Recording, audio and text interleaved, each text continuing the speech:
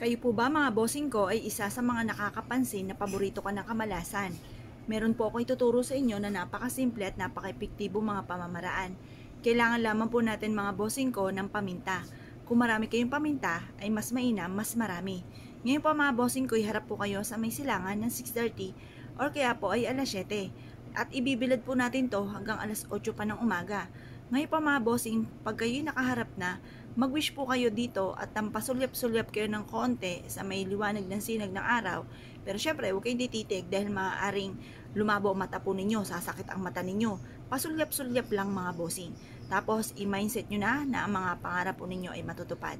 Sabihin nyo po, sa pamamagitan ng pampaswerteng ito at sipag at tiyaga ay magiging matagumpay na ako sa buhay. Kakapitan ako ng swerte at lahat ang mga pinapangarap ko ay matutupad. Mag-wish na po kayo na mula sa inyong pong puso. Sabihin po ninyo ang lahat ng nais ninyo na walang gamit na sana, direct to the point mga bossing. Pagtapos na po kayo mag-wish mga bossing ko ay mainam na humarap po kayo sa may pintuan po ninyo at kung may pwedeng pagtusukan nito ay itusok nyo po ito. Ngayon po, kahit gaano kadami, basta makapagtusok ka po ng ganito, mas marami ay mas okay. Ngayon po mga bossing, habang tinutusok nyo po ito sa lupa, paulit-ulit kayo nagwi-wish na itinatapo ko na lahat ng kamalasan ko at huwag ka na muling babalik pa. Pagtapos po niyan mga bossing ko, i-mindset nyo na kayo magiging matagumpay at lahat ng mga pangarap ninyo ay matutupad.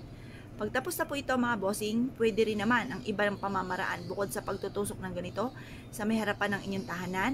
Kumuha po kayo ng isang maliit na baso at ilagay ang paminta. At pagkatapos ay mag-wish ka na sa pamamagitan nito, lahat ng mga pangarap nyo ay matutupad. Mag-wish na po kayo na mula sa inyong pong puso at makakamit nyo po lahat ng mga pangarap po ninyo.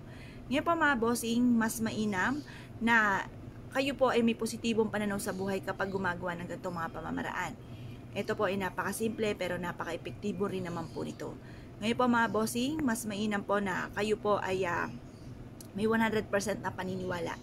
Ngayon po mga bossing, ang iba nyo pang pwedeng gawin, kumuha ka ng isang baso, tapos maglagay ka ng 7 butil lamang po ng paminta. At pagkatapos ay mag-wish ka na alisin na lahat ng mga kamalasan ninyo at puro swerte na dumating po sa inyo. Ngayon po mga bossing, kung kayo po ay naniniwala at gagawin nyo po yan, subukan nyo po yan. Basta kapag tubig, kailangan lagi malinis.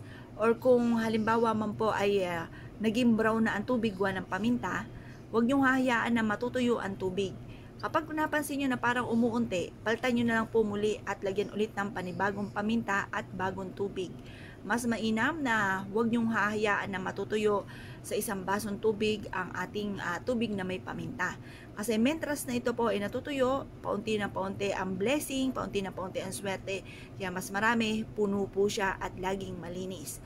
Huwag nyong hahayaan na umunti mga bossing.